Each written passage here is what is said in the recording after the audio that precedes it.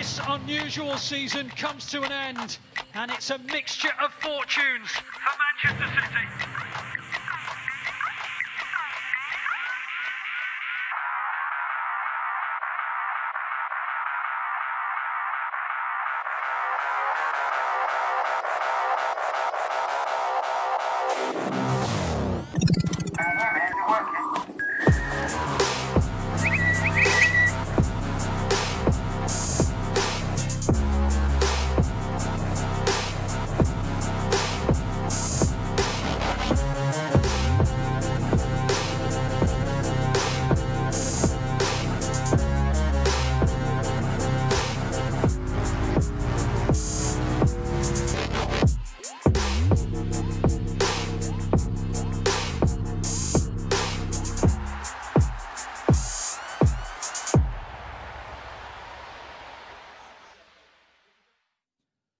Good morning and welcome to We're Not Really Here.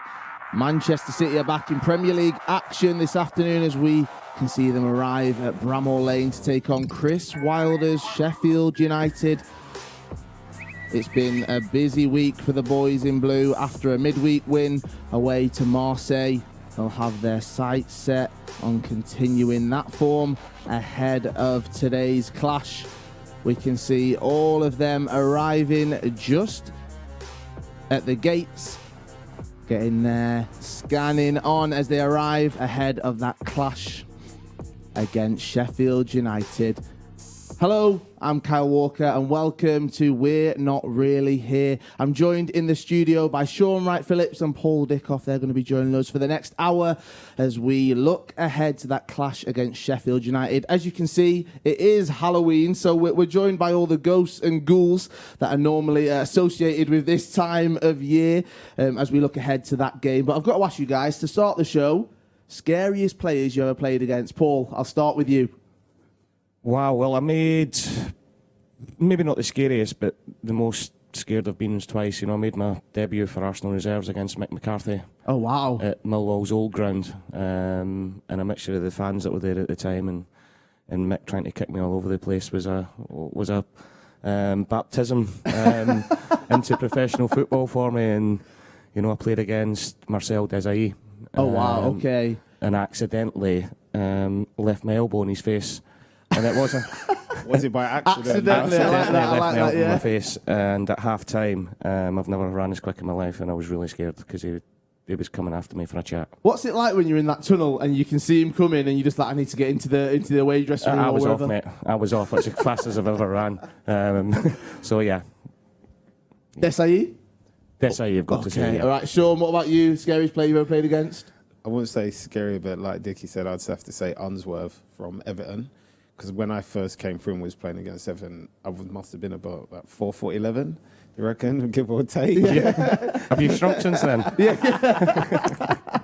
So, and he must have been about 6'4", but he was built like a brick house, and he used to always basically try and kick me.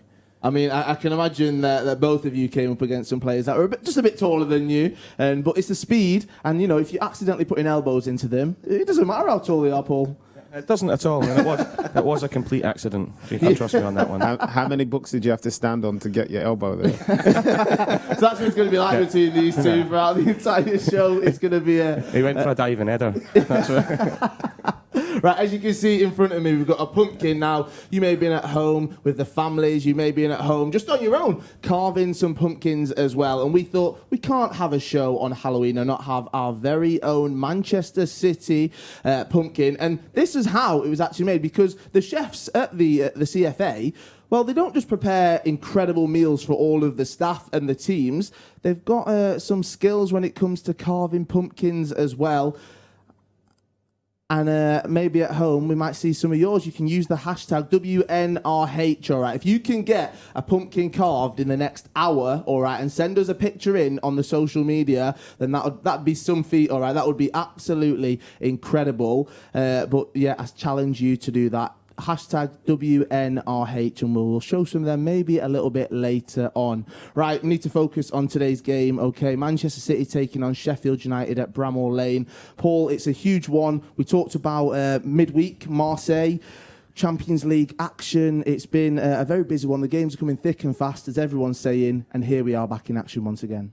Yeah, we are, but you know, the one people are saying it's been a stop-start, as in performance-wise, but you know, game in hand, if we win that game in hand, we go 2 points behind who's at top even this early in the season, and I think there were signs in the Marseille game, especially, that we're getting back to our best. Definitely. Shaun, what are you thinking about today? Sheffield United, Bramall Lane, Chris Wilder. It seems like after the West Ham game last week, anything could happen in the Premier League right now. Yeah, I totally agree with you there. But I just think coming off the back of the Marseille game, I think the guys are positive and very confident at the minute. And the way they pressed and for the length of time they pressed in, it just shows that the boys are getting fitter as well. They are indeed. It's going to be a difficult clash, let's say that, as Manchester City do travel to Sheffield United, to Bramall Lane. And one man who's got history with both of those clubs, yes, he's a Sheffield lad, but he currently plays at Manchester City. It's Kyle Walker, and we caught up with him ahead of today's game. Kyle, your 100th Manchester City appearance today, and your boyhood club. You can see your life flashing in front of your eyes here. Yeah, it's funny how football swings around, but as I said yesterday in a few interviews, I'm so delighted to make my 100 appearance for Manchester City. It's a massive club, and to get 100 in a short amount of time that I've done, it's a full credit to myself. And Pep Guardiola says you're in the best form you've seen. Yeah, I feel good. Strange playing us so many games. You probably feel fatigued, but I feel stronger than ever, and I'm ready to go. Hopefully we can pick up the 3 points today. City won 2 out of the 5 Premier League games. Not quite the start we expected, but looked like you shook off a lot of cobwebs in midweek in Marseille. Yeah, I think it was back to probably the normal City that everyone seems to like to watch and we like to play. So hopefully we can just replicate that today. It's going to be a tough team, as I know more than most. I watch them frequently. They set well. They've got a good manager and they've got a good philosophy here. So hopefully we can come here and get the 3 points, which is the main thing. No wins for Sheffield United though, so there'll be an extra momentum for them, a real impetus to get something today and dig in. Yeah, as I just said there, I love them to get wins, but not today. My main job is focusing on Manchester City. We need to climb the table now, as you said, shake the cobwebs off and get a good run going. Best of luck, Carl. Cheers, thank you. Cheers, guys. Cheers. Thanks a lot. Kyle Walker there ahead of today's game against Sheffield United. Paul, it must be difficult for him in some way because he's a Sheffield United lad. He played there. Now he's at Manchester City. He wants to see them do well, but as he said, just not today. No, definitely not today. We've both been in the position where you're coming up against teams that you support or that you've played for, and if anything, it gives you that impetus to want to do better from inside. But going on Kyle, I think he's been outstanding.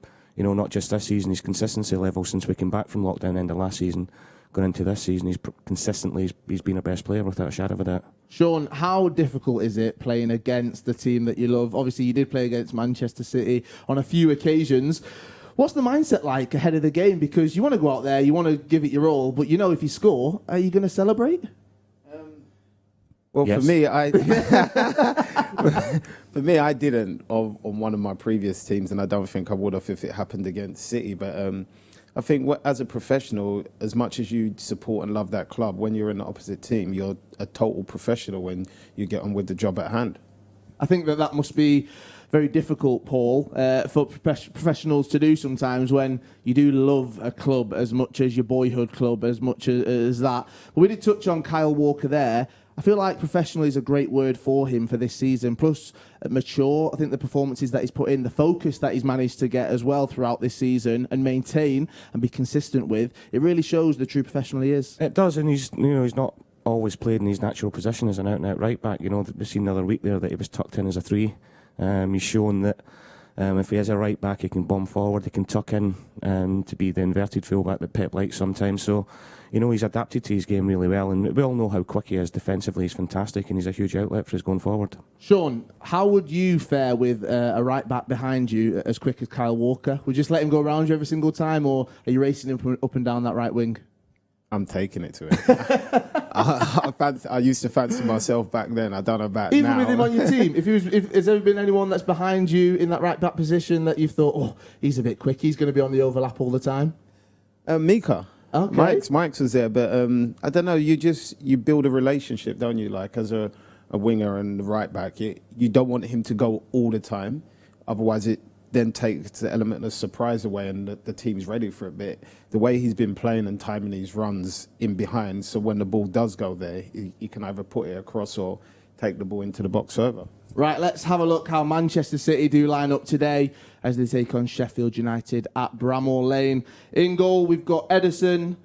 In that defence, we've got João Cancelo, Ruben Diaz, Aymeric Laporte, and the Sheffield lad, Kyle Walker.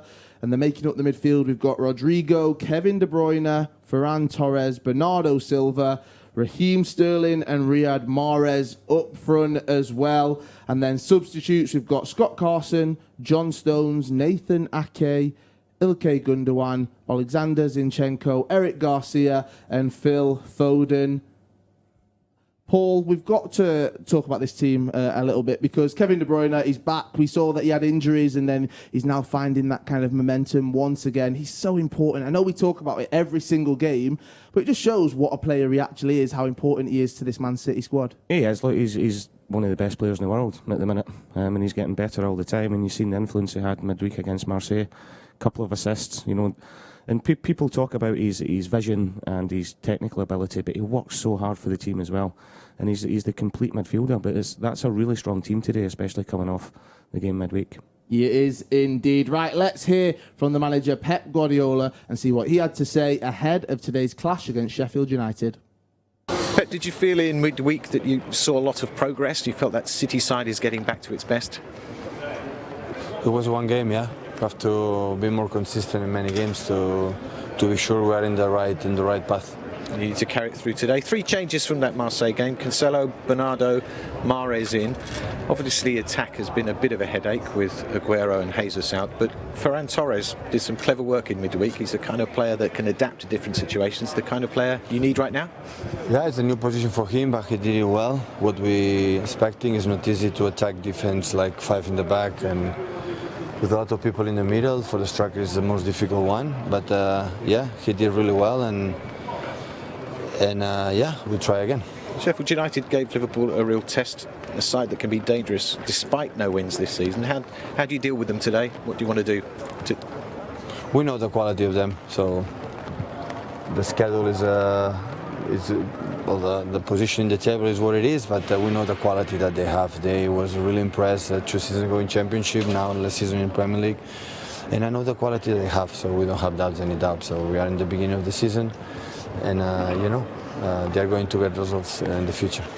Best of luck, Pep. Thank you. Pep Guardiola there ahead of the clash against Sheffield United at Bramall Lane. Shaun, the confidence must be so high, not just because the calibre of player that Manchester City possess. Pep knows how good these players are, but they're actually getting these performances now, especially in the Champions League, playing against Europe's elite. That game against Marseille midweek is going to have them full of confidence today. Yeah, it definitely will do, but I've spoke about it before in the past. I think sometimes we all forget that they never had a pre-season. So without realising these Premier League games that have come early, these are games that have been used to get that fitness back, and I think that's why there's been so many changes in the team as well, because he's trying to get minutes in everybody, so everybody's at the same level, it felt. And I think the Marseille game showed that the lads are now starting to kick on, and it's just a matter of putting a run of games together. Let's have a look at those goals from midweek against Marseille. Manchester City won 3-0. And Paul, we've got to say, again, focused, mature performance, but Torres is a player that stands out. Pep has highlighted him when talking about him, and here we are, see him taking this finish. I mean, he was so cool, calm and collected, wasn't he? You know, that's not as easy as it looks. You know, people might watch that and think it's a bit of a tap-in just outside the 6-yard box. But it's a great ball across by De Bruyne again. But the keeper's right at his feet, you know, and a lot of people would just try and probably hit it at the keeper, but, you know, he's been clever just to lift it above him and been really cool in the head when he's in there, you know, because sometimes you tend to panic, especially early on in the game, you know, as a striker, when you do get a chance like that, you could snatch at it. But, you know, I've been really, really impressed by him since he's come in. And Shaun, have you been impressed with Torres and what he's actually came in to do in this squad? When he's got given the opportunities, he's really highlighted what he's capable of. Yeah, as Dickie said, he's very calm in and around the box, which is a rarity. But the thing that surprised me most is that most foreigners don't settle in as quick as him, and I feel like he's kind of in a way hit the ground running. but I still think there's a lot more that we're yet to see from him. Now, as I said, it was 3-0. We can have a look at the second goal that Manchester City scored against Marseille. And Paul, I feel like with the Champions League, we do know that anything can happen. But once Manchester City, once they go 1-up, you think they can score another one. And here we see Ilkay Gundogan. It's about being in the right place at the right time, and that takes skill, doesn't it? It does, and it's a fantastic team goal. Great ball from Phil. Raheem's done ever so well there to get it back across. Me and Shaun were speaking before. Torres is somehow he's like the Matrix, try to get out of the way of the ball, and Gundogan, as we know, second goal in the Champions League in a couple of weeks, and great timing of his run to get into the box. It is, and I feel like with Ilkay Gundogan, people will always question maybe what he brings to the squad, and it's a very different role, but the creativity that he actually brings to us, and not just that ability to get to to get into the right position, but the balls that he plays as well, they are vital, Shaun. That people also forget that he helps Rodri a lot back there. He gets back, he defends, breaks up plays, and he starts a lot of attacks as well as creating them. And let's have a look at that third goal then that Manchester City scored in the incredible stadium that Marseille have. Shaun, I'll come to you on this one because, again, another great string of passes. Riyad Mahrez here doing what I think he does best, being able to cut in, plays a beautiful ball to De Bruyne, and De Bruyne just finds Sterling. How many times have we seen that ball go across the box and Sterling's in that 6-yard box to tap it in?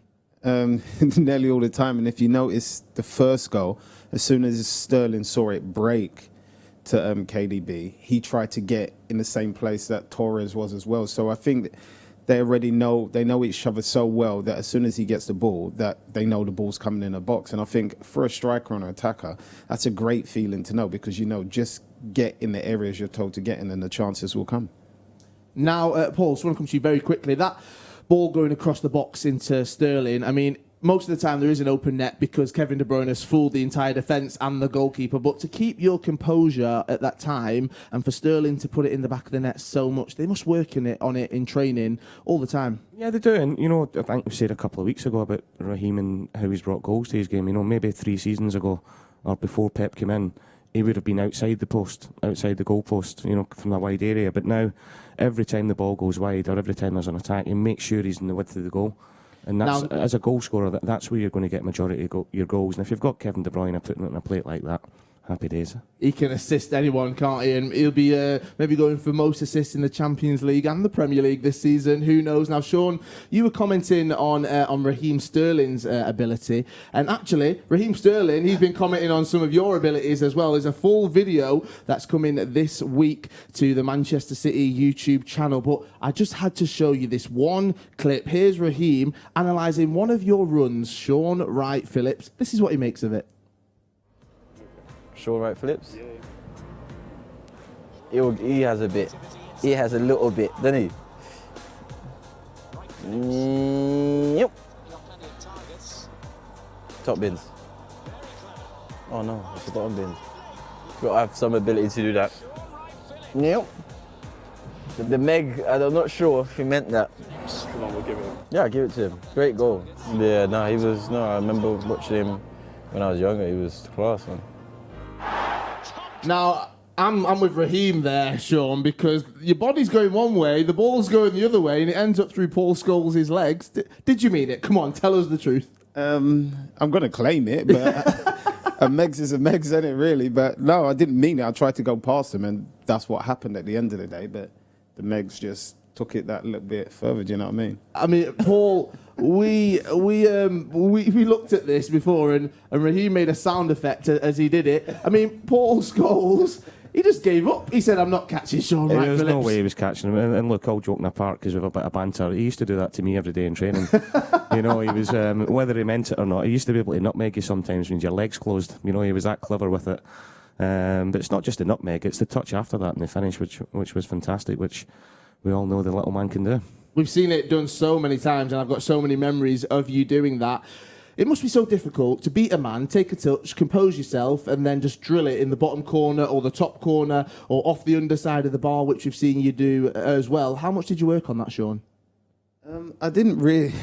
We always did shooting after, and I was just always brought up, especially when I came across with the seniors, that on my side, if I'm going to shoot, always hit it across the face of the keeper, because if he parries it, Dicky would say someone like me would get a tap in. So I always just focused on that. So no matter where I was on that side of the pitch, I would always go across that way. And if you see, majority of my goals were all in that bottom corner or top corner.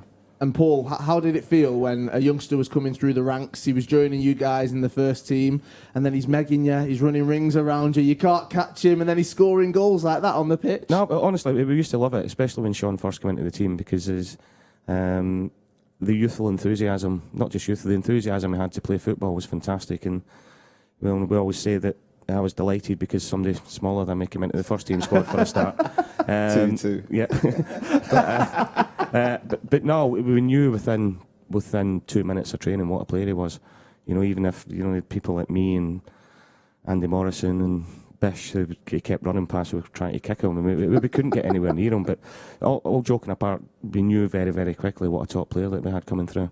And Raheem Sterling was making little sound effects as you were megging Paul Scholes there.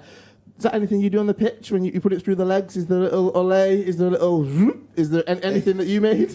Definitely in training, you definitely have like a little laugh and chuckle up, but you can't really on a pitch. You just, like, I've been megged on a pitch and I just smile, just like if to say, well done, respect to you for that. I guess there's some moments. I think that's what Scholes he's done there.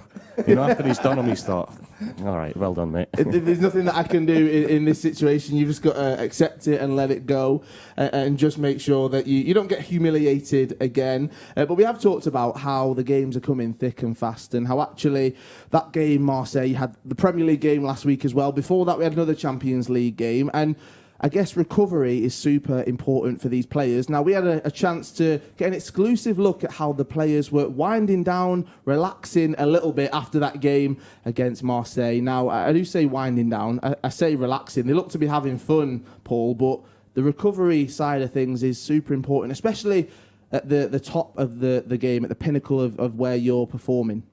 Absolutely, and I would be really surprised, and I think me and Shaun spoke about it the other week there, how much training they're actually doing. You know, with the amount of games, Marseille last week, game today, Champions League again next week, and it's all about recovering the body, especially with injuries that they've had, and Shaun rightly said before about the lack of pre-season that's been going through them, so that's massive now. I mean, there was never anything like that in our day, Shaun, was there? Do you know what I mean? It was a little run around Moss Side after training or anything on Platt Lane. Oh God, there was many things that you probably wouldn't believe as if I told you. Now, Shaun, how did you used to feel the day after a game? Because people talk about it's all right after the game, and then the next morning you wake up and you're kind of moving like a robot out of bed. I think in the early stages, in the early parts of my career, I was just ready to go. I could play another game the next day in the same outfit. But I just feel as you get older and the more games you play, the more knocks you pick up and the more injuries you can say you get. I think it obviously naturally becomes harder and harder. And thankfully for sports science, the boys have like proper recoveries, like proper stretching. And I was one that used to hate stretching. I'd just give me the ball and I'd just play. I'm not interested in stretching. Now, Jolien made a point, actually, midweek.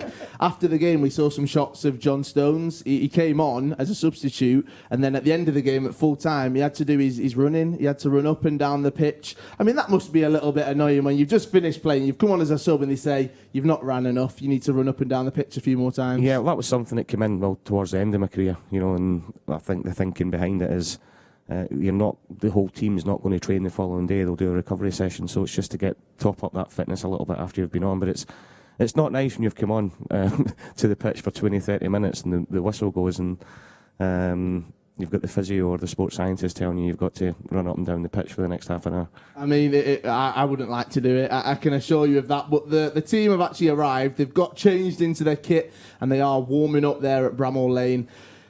Shaun, it's so demanding, isn't it, that they've got to travel. They fly to a destination. They play in the Champions League. They walk. They cool down the next day, and then they fly back. They have another couple of training sessions, and then all focus it changes straight back to the Premier League. It must be very demanding on the players physically, but mentally as well.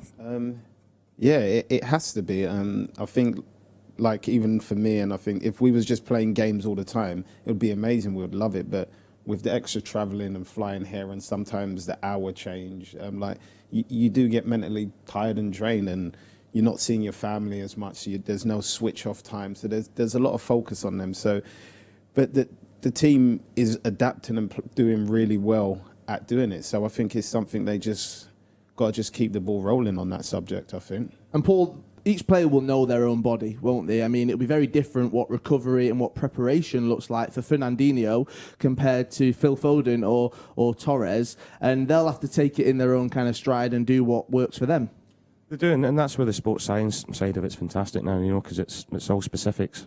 It's all for individuals and what works for them, and probably what was right for me would have been different for Shaun or yourself after a game. So, the level they're at and what they've got, the information they've got given to them for their bodies is why they'll be able to go out and play 3 games a week and still look as fit as anything. But I say it all the time, you only get tired if you're losing games.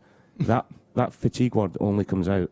Players, managers, they say it all the time, they're a bit fatigued. It's usually after a defeat. You never hear that word come out when you've won games. I mean, that's true, actually. I love the fact that you included me in the conversation about how I feel after a game. I can tell you I need some WD-40 because I am stiff as anything. All right, let's have a look at the main man that we've been talking about. He is warming up at Bramall Lane. It's Kevin De Bruyne. I mean, he's such an integral part to this squad, and we talk about his vision, we talk about the creativity, but the work rate as well. Shaun, he seems to, even when he's absolutely tired, he looks like he's dead on his feet, he finds that extra 10%, which he can always give something new to the squad. I think that's something that comes, especially, I think Dickie might be able to attest to this, but I always found extra energy, and I could make extra runs, the more confident and the more happier I was playing in that game. I feel like especially when the fans were there, you always be able to find that extra 10%, and he's doing it without the fans there, and he's playing at such a high level. It just seems like he's just never ever going to get tired. Definitely, and I feel like with someone like Kevin De Bruyne, that extra 10%, I mean, that's 200% of what I can give. So I feel like he can give anything that he wants, and he's still going to create a moment of magic on the pitch. Right. There's something we do need to talk about, the Cadbury Citizen of the Month. Now, we're all aware of how hard it has been for fans. We've not been able to get into the stadiums. We're here now at the We're Not Really Here studio at the Etihad, and it's not the same. Even though the game's at Bramall Lane, I mean, it's just weird looking out to my left and seeing all of the empty seats that are there. And Cadbury's came up with a great initiative, all right, the Cadbury's Citizen of the Month. Now, before we announce October's winner, Cadbury's also sent across some of the team here at the We're Not Really Here studio, Shaun, Paul and myself, some treats, but I'm afraid they did actually arrive a little bit earlier on. And if you're watching on Wednesday or Tuesday night, I should say, you'll see that Jolyon, he found Shaun Wright-Phillips' little treat that was sent across to us. And We're Not Really Here is back on Saturday as well. Kyle is hosting, and he's got special guests with Paul Dickov and Shaun Wright-Phillips. No chocolate. Yes, and we might just want to say that in the studio we did find a delivery for Saturday that we decided to open early, and we discovered that Cadbury's had kindly sent Paul Dickov, Kyle Walker and Shaun WP, and which we took as Jolie and Lescott, some chocolate. So we apologise in advance for Saturday, Shaun, but your chocolate has been... I don't apologise. I don't apologise. Enjoyed it. Yeah, thanks, Shaun. Thanks, Cadbury. I mean, I had to capture that moment right there where Jolien was tucking into the chocolate. So, Paul, I've got to give you this one. That's your chocolate bar. I've got mine right here as well, and... Shaun, yours is opened. There's half missing. First of all, you can have it. There you go. I need to ask you why you didn't eat your own chocolate. I mean, second of all, I hope Jolien gets a toothache.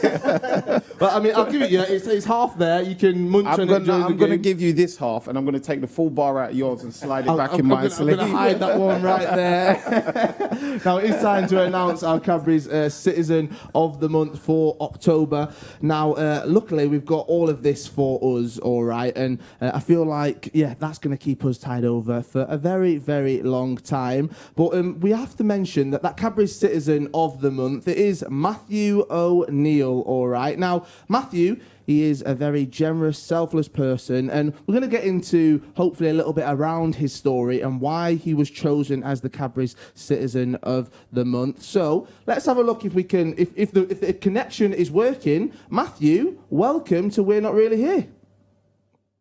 And when we found out that Matthew was a massive fan of We're Not Really Here, plus a Big Blue, we thought we've got to get him on and we've got to chat to him. So welcome to the show. Matthew, how are you doing, mate? How's things? I'm very well, thank you, Kaya. How are you? Not too bad, mate. Not too bad. Now, obviously, Man City, they're taking on Sheffield United today. But before the show, we always have We're Not Really Here. How does it feel to have some of the Man City legends on the sofa? But they're here to talk to you as well, mate.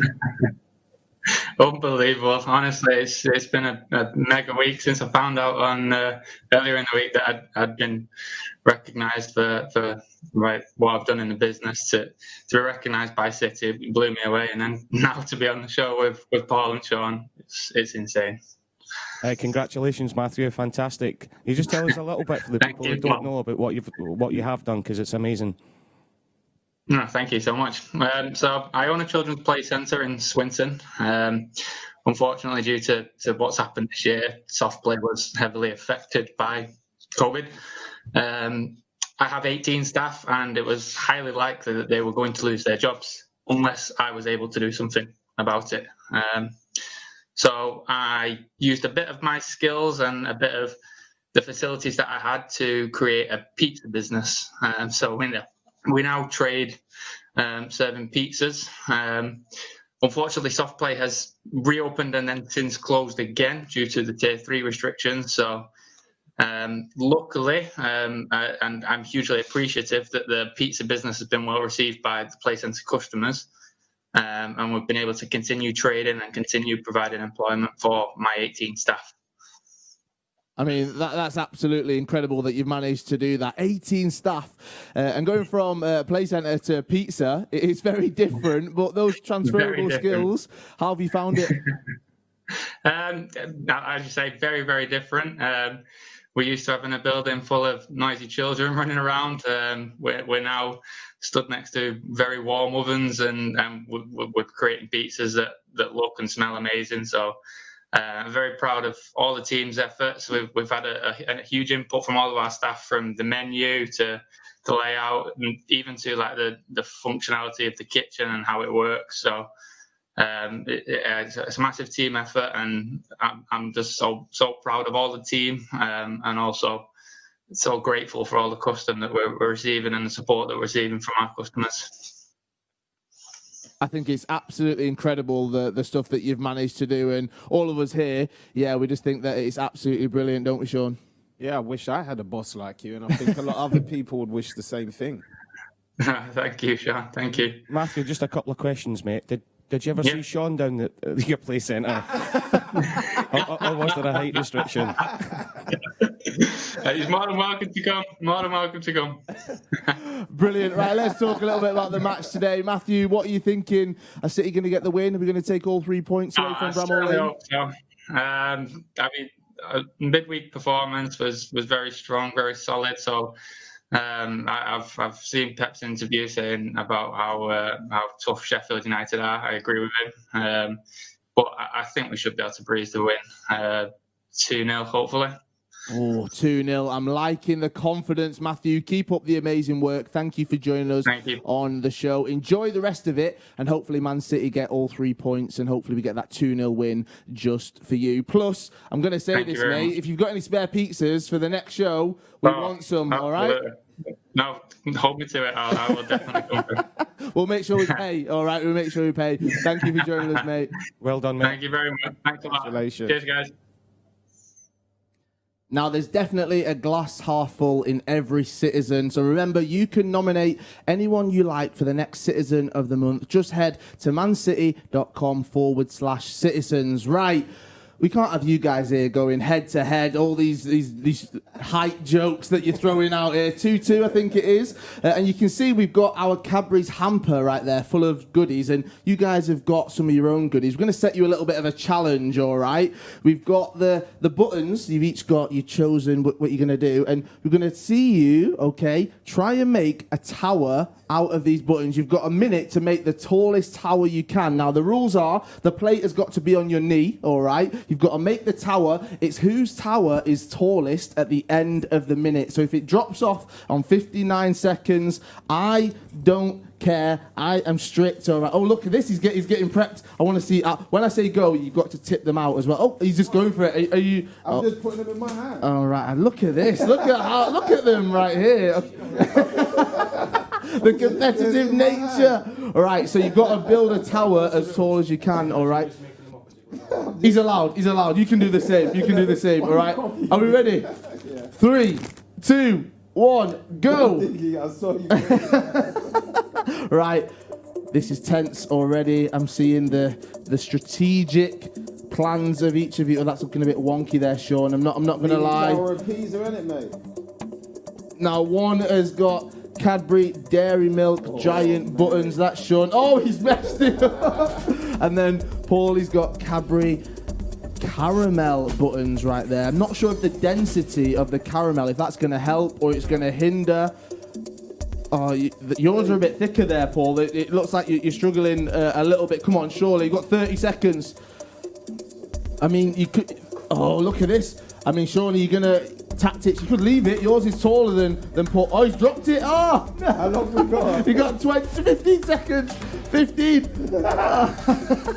Oh, that Paul's trying to hit it. Look, he did it. Over. 2, 1. Oh, okay. All right, stay there. You've got to stay. All right, yours is... the number of buttons. All right. These are thicker. No, exactly. I mean, that's the one he chose. The tallest, I mean, that is... Yeah, that is very close, isn't it? Can we zoom in? Can we see whose is actually? And he knocked some of mine down. Oh, excuses! All I'm hearing is excuses. Right? I mean, I've got to say, I've got to give it to Paul. I think his is actually tall. Thicker buttons. Yours is leaning. Yours is leaning. You're the winner, all right. So I'm going to give you first dibs, Paul. When the game's on, you can dip into the hamper, and you can. You can get your mics back now. You can leave them to the side. We'll clean them up later. I'll pick them up over there. And remember that you can nominate for the Cadbury Citizen of the Month. Just go to mancity.com/citizens. And if you want to send us your video, if you've got some buttons lying at home and you think you can do better than Shaun or Paul, well, you can do. Just use the hashtag WNRH. It won't be hard, all right? It won't be hard to beat these guys in the studio. Paul, I just want you to tell us about your tactics that you went for there. Oh, I thought because they were thicker. Oh, you got your... Do you want to use your... I thought they were thicker, it would be easier, and then I seen Shaun getting ahead of me, so I thought I'll try and knock his off and just keep the ones I had. It seemed to work. And Shaun, not only has your Cadbury's chocolate been eaten this week, you've also lost the challenge. I mean, it's a double blow. Yeah, it's a bit gutting, to be fair. But, just pick yourself up and go again. Right, let's have a look at Pep Guardiola as he watches on in Sheffield. He's got his cardigan on, I think, there. And Paul, one thing I find interesting about some of the top managers is they'll watch their own team warm up, but they'll also watch the opposition warm up, and they'll try to figure out what the opposition are going to bring to them today. With Pep, there's so much prep that goes into this team. You don't just pick 11 players out of the squad. There's so much that goes into it, and so much prep and tactical awareness you've got to do and research about the other team. Yeah, and I think look, the research that he does is fantastic. The information that the players get on the opposition as a team and as individuals is always there. But I think today is really interesting because of how Sheffield United play. Chris Wilder's done a fantastic job. They play 3 at the back, but sometimes the right-sided one of the 3 and the left-sided one of the 3, you'll find them in the right wing or centre forward. You know that they're so expansive in how they play it. And Chris Wilder's done great. I remember managing against Chris when he was at Northampton. And for me, I think it's a shame But I think it's great that he's in the Premier League now, because if he hadn't have got the promotions from League One and the Championship, he probably wouldn't be in the Premier League. You know, and there's so many good managers at that level. But as in watching the opposition warm-ups, a lot of the times it just gives you a little inkling of their shape, because the midfielders will go away after the main warm-up and work together. The back three or back five will go and work together. So it just gives you a little bit of an inkling and a little bit more information to give the players just before the game. All of that research and stuff that goes into it, I find it really impressive and really incredible, actually, because it's not just the 90 minutes, Shaun, that go into this game. It's all the preparation beforehand in the week leading up to the game, or the 2 or 3 days that Manchester City get from game to game. Is there anyone from Sheffield United maybe that you're thinking of that? Well, we know the whole team, what they managed to do last season. They can really harm the big teams, and they were up there, and now they want to find that form, don't they? Yeah, definitely. I think the only thing that's been missing from their performance this year is the goals. I think that's what has separated them from last season. When they were battling through teams and holding teams off, they managed to nick the odd goal here or the odd couple of goals, and I don't think they've just got that running yet. I'm just hoping it really doesn't happen today. I mean, Paul, it must be so difficult. Even West Ham last week, Manchester City came to this game, I was so confident, but we know there can be so many upsets, and one player in particular, Ryan Brewster, who I know really well, actually, and I've been told that he's starting today. I nearly messaged him today to say, mate, come on, all right, I know you want to impress, leave it out. Not today, not against the Mighty Blues, please don't do it. But he's another England youngster, played with Phil Foden, he was part of that squad that did win the Under-17s World Cup as well. He's going to be looking to impress today. He will be in ex-Liverpool as well, you know, so there's that little connection there. But, you know, he was fantastic out in loan in the Championship last year. And the one thing Chris Wilder can do, if you look right through the squad, is find players that are going to fit into his system, and find a lot of players that might not necessarily other Premier League teams won't be looking at. You know, I've got in his squad today of Enda Stevens, who's a left wing back. I had him at Doncaster with me. You know, Billy Sharp, who is Doncaster in League One, and a lot of the players have played in the Championship and in League One. But how Chris manages them and gets the best out of them is amazing. It is indeed, and I'll quickly run through the Sheffield United lineup right there. They've got Ramsdale, Basham, Egan, Stevens, Baldock, Burge, Ampadu, Osborne, Lowe, McBurney and Ryan Brewster as well. Ryan, I know you won't be watching because you'll be warming up, but you might see this on social. Don't score. Please don't score. Right, we need to move on, okay, because we can see the Steel City, it is right there. But there's a huge game tomorrow as well, and that is the Women's FA Cup, all right? Now, tomorrow, myself and Natalie will be back here in the We're Not Really Here studio because Manchester City, they take on Everton, yes, in that Women's FA Cup. And the 2019 FA Cup Women's campaign started all the way back in January with a 5-goal thriller against Manchester United. And it's been goals galore ever since, leading up to that final tomorrow. That's a mistake. I'm sorry to cut you short because the opening goal is Manchester City's. Ellen White gives Manchester City the lead. White looking for a second, and that is devastating. And Manchester City are too clear. City trying to win it back, and they do so. Oh, it's in, and they've got a third goal. Jill Scott played it.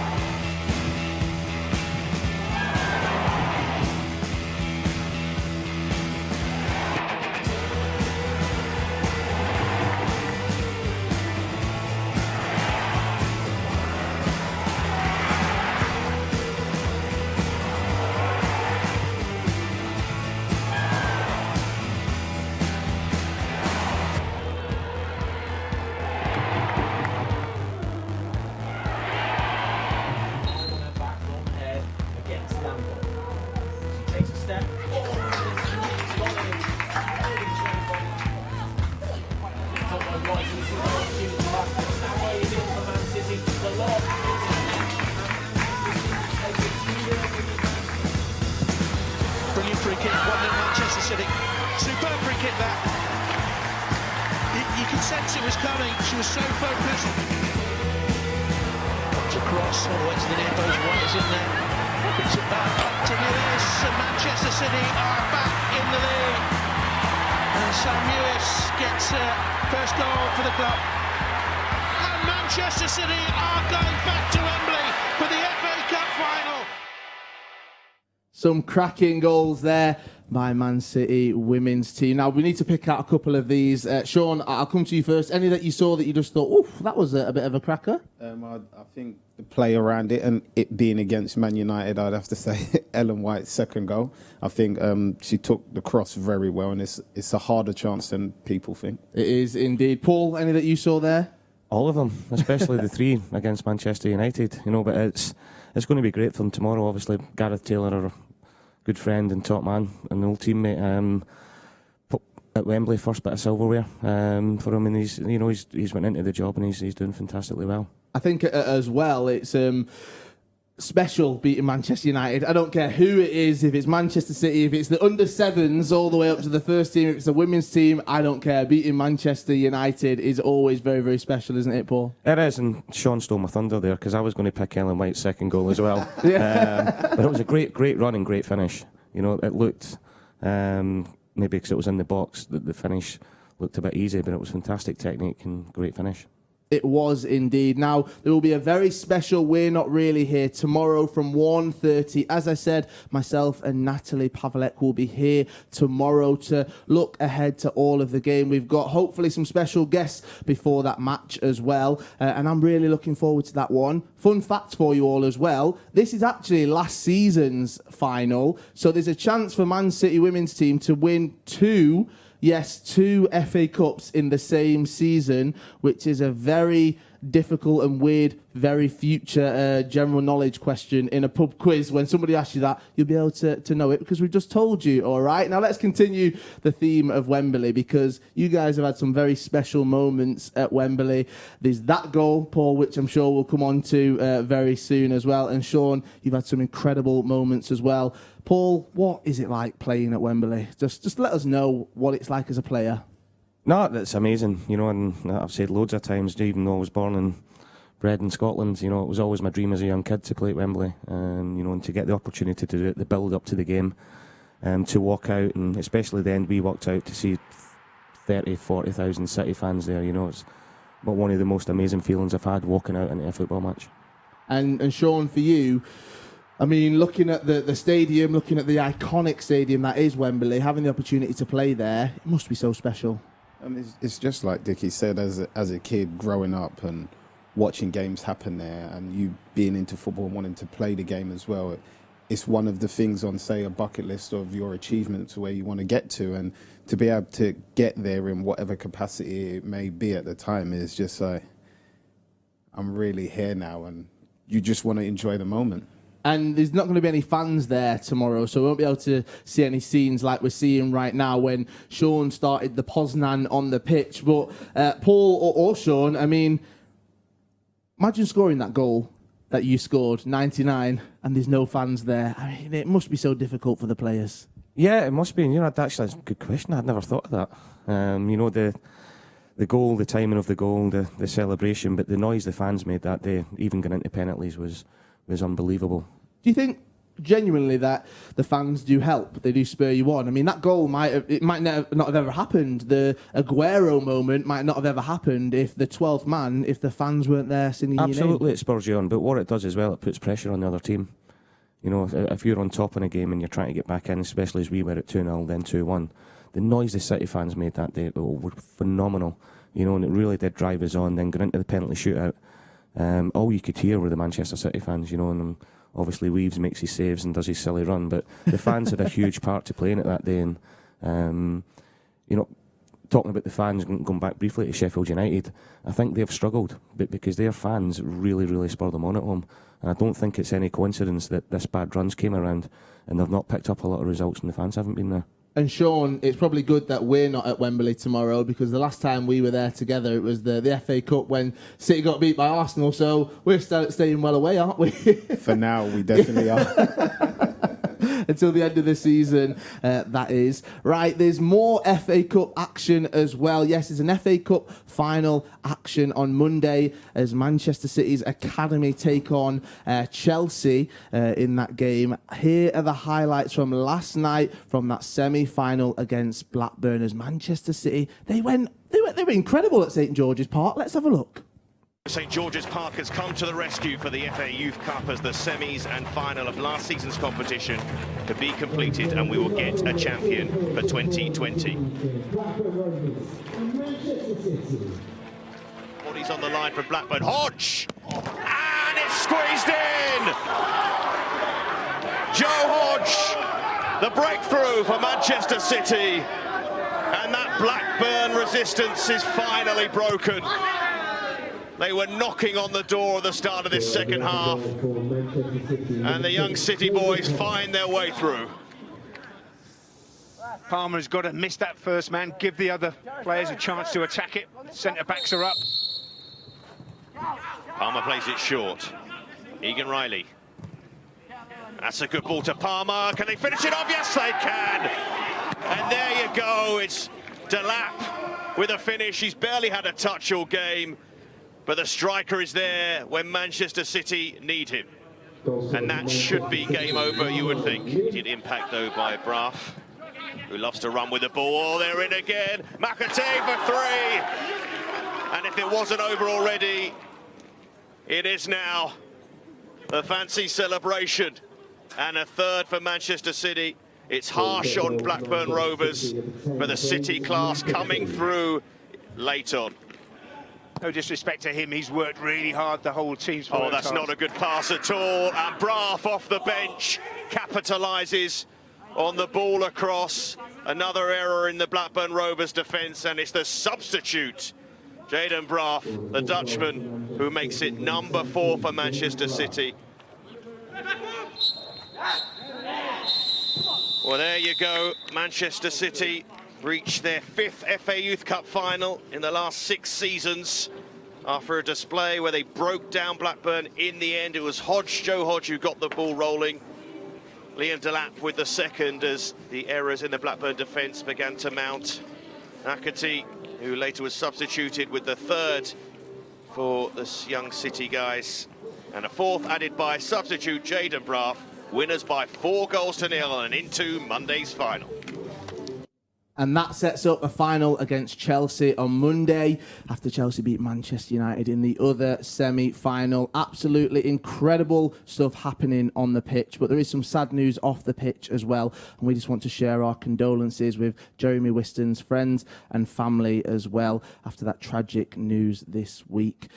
Paul, I'll come to you just about the performance on the pitch last night, because you were working on that game, and we said there, 5th FA Cup youth final in 6 seasons. I mean, this academy, they're so good, aren't they? I mean, the skill they possess at such a young age, it's brilliant to see. And Manchester City have got a future, haven't they? Yeah, they have, and they were outstanding last night. And I spoke to Carlos after the game and the manager, and the most impressive thing for me last night was they went 1-0 up and Blackburn made it so difficult for them to break down. As we see here at the Etihad a lot of times, playing 4-5-1, everybody behind the ball, but the patience that they showed and the belief that they kept doing the right thing. When you've got Liam Delap, you've got Cole Palmer, you've got McAtee, you've got all these fantastic attacking players in there. Eventually, you'll tire teams out and you'll get your goals. And Taylor Hardwood, Bellis, although 1-4 now and it looks quite easy. He was outstanding last night, and you can see the belief that he's got in himself. He's turned into a leader through being with the first team and taking that back into the youth team. Right, we do have some breaking news, all right. Scott Carson has been injured during the warm-up. So Trafford, who I think he played last night, or he was involved last night, he is now on the bench for Manchester City. So, I mean, Shaun, that's playing in the FA Cup youth semi-final last night, and now he possibly, we never know what could happen. He could be making a Premier League debut today. If anything was to, hopefully it doesn't touch wood to Edison, at least he's on the bench. That Dickie would tell you that's how chances come for kids. That's how dreams start and how he can make his name in the game now. And hopefully, like you said, nothing happens to Edison, but no doubt this kid will be ready if that chance happens.